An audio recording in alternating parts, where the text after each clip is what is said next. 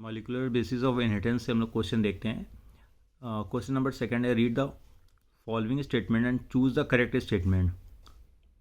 अब स्टेटमेंट कौन कौन से दिए हुए हैं और इन स्टेटमेंट में से हमको करेक्ट स्टेटमेंट को सर्च करना है और ढूंढना है कि कौन सा सही है। तो क्या you chromatin is loosely packed chromatin, ठीक है। हेट्रोक्रोमेटिन इज ट्रांसक्रिप्शनली एक्टिव, तो ये स्टेटमेंट तो गलत है।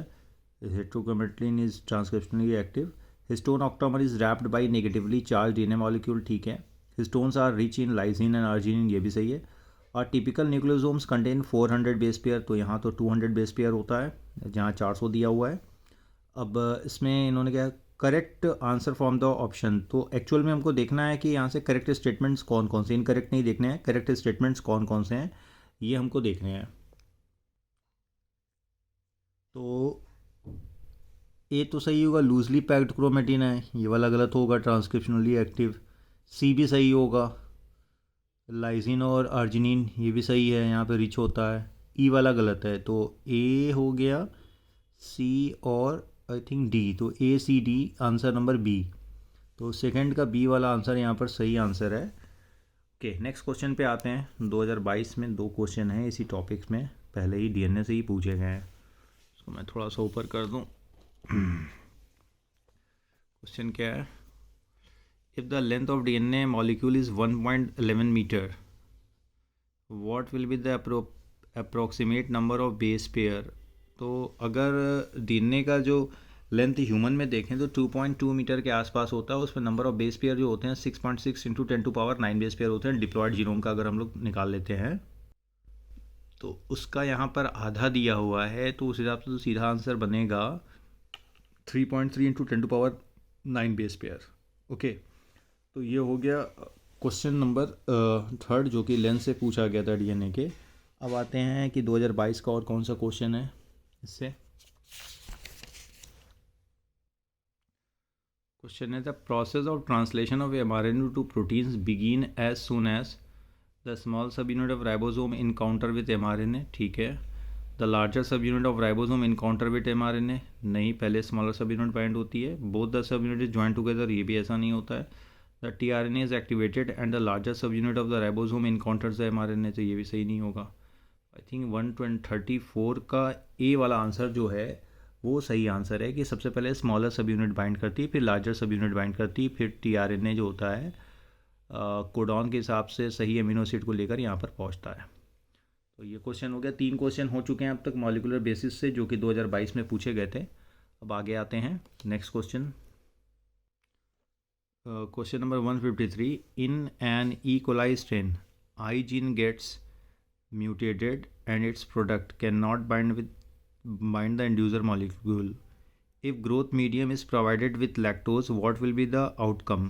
ठीक है, तो क्वेश्चन को थोड़ा समझिए, क्या क्वेश्चन यहाँ पे कहा जा रहा है। यहाँ पे कहा जा रहा है कि ई कोलाई का स्ट्रेन है जिसमें आई जीन जो है यानी रेगुलेटरी जीन है वो म्यूटेट हो जा रहा है, उसमें चेंजेस आ जा रहे हैं और उसका प्रोडक्ट नहीं बाउंड कर पा रहा है इंड्यूसर मॉलिक्यूल के साथ, और जो ग्रोथ मीडियम है उसमें लैक्टोज प्रोवाइड की जा रही। तो क्या आउटकम आएगा, क्या जेड जीन ट्रांसक्राइब्ड होगा, Z Y A gene transcribed होगा, जेड वाई ए जीन क्या ट्रांसक्राइब्ड नहीं होगा, सॉरी ट्रांसलेटेड नहीं होगा। तो डी वाला ऑप्शन जो दिया हुआ RNA polymerase will bind to the promoter region, तो सही आंसर क्या होगा। इस क्वेश्चन को थोड़ा ध्यान से समझिए। एक्चुअल में जब ये बनेगा ही नहीं, ठीक है, आई जीन म्यूटेट हो गया और वहाँ से रिप्रेसर प्रोटीन ही नहीं बनेगा तो इंड्यूसर से बाइंड नहीं करेगा, तो यहाँ पर सीधी सी बात है कि इसका ट्रांसलेशन ही नहीं होगा। उसको ऑफ करना ज़रूरी है जो ऑपरेटर जीन आपका है। तो सही आंसर यहाँ पे सी होगा, Z Y A gene will not be translated, right.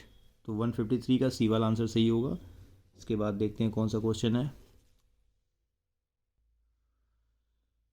Question है, if a geneticist uses the blind approach for sequencing the whole genome of an organism followed by the assignment of function to different segment, the methodology adopted by him is called as sequence annotation, gene mapping, express sequence tags, bioinformatics. तो bioinformatics तो होना ही नहीं है, gene mapping भी नहीं होगा। Express sequence tags जो होता है वो असल में वो कहानी होती है जिसमें हम लोग केवल पढ़ते हैं कि कौन से सीक्वेंस डीएनए के एक्सप्रेस होते हैं, केवल एक्सप्रेस होते हैं मतलब आरएनए बनाते हैं और कौन से नहीं। और अगर पूरा जीनोम का सीक्वेंसिंग करना है तो आपको नॉन कोडिंग सीक्वेंस को भी उठाकर देखना पड़ेगा, राइट। तो ये याद रखिए कि यहाँ पर सीक्वेंस एनोटेशन वाला आंसर सही होगा कि सारे के सारे सीक्वेंस को आपको यहाँ पर सीक्वेंसिंग करनी पड़ेगी जो डीएनए का है। तो इससे आपको पूरा ह्यूमन जीनोम का जो कंटेंट है उसमें कौन से कोडिंग कौन से नॉन कोडिंग रीजन है सब समझ में आ जाएंगे। नेक्स्ट क्वेश्चन आते हैं जो कि है डीएनए फिंगरप्रिंटिंग से। आई थिंक 5 क्वेश्चन हो चुके हैं इससे, इस चैप्टर से इस साल। डीएनए फिंगरप्रिंटिंग क्वेश्चन क्या दिया हुआ है, DNA polymorphism forms the basis of genetic mapping, DNA fingerprinting, both genetic mapping and DNA fingerprinting and translation। तो एग्जैक्टली यहाँ पर जो आंसर है सिंपल याद रखना है कि C both genetic mapping and DNA fingerprinting दोनों जगह पे मदद हो सकती है। तो ये तो हो गया इस चैप्टर से question, molecular basis of inheritance से।